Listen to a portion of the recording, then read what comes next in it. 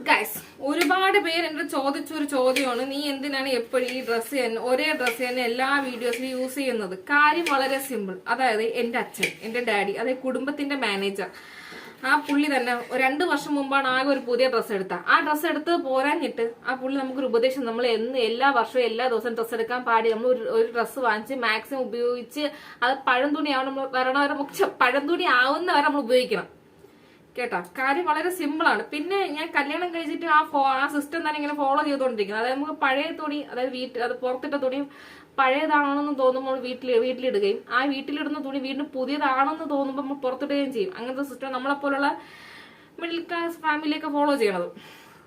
പോരാഞ്ഞിട്ടം ഞാൻ എന്തിനാണ് പറയാൻ വന്നത്? ഈ വരുന്നതാണ് എന്റെ അച്ഛൻ കേട്ടോ.